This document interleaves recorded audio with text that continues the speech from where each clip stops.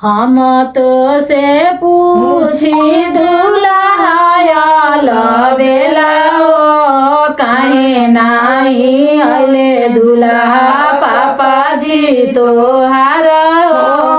काहे नाही अइले दुल्हा पापाजी तोहार कहाँ हम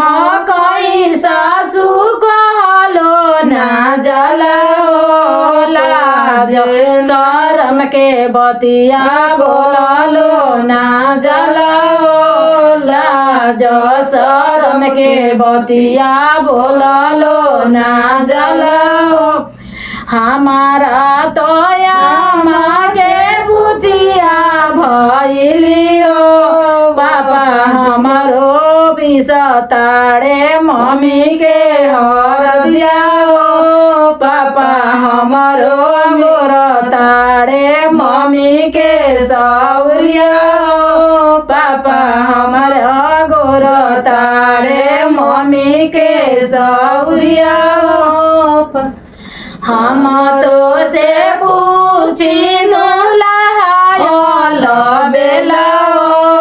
काहे नाही अइले दुल्हा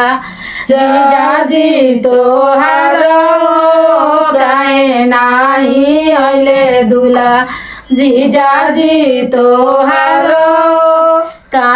हम कई साली कहलो ना जला लाज शरम के बतिया बोललो ना जला लाज शरम के बतिया बोललो ना जला हमारा तो दीदिया के बुचिया भइली हो जीजा हमारा पिसताड़े दीदी के हर दिया जीजा हमारा गोर ताड़े दीदी के सौरिया जीजा हमारा गोर तार दीदी के सौरिया हम तो से पूछी दुल्हायल बेला काहे नाही अइले दुल्हा भैया जी तोहार काहे नाही अइले दुल्हा भैया जी तोहार।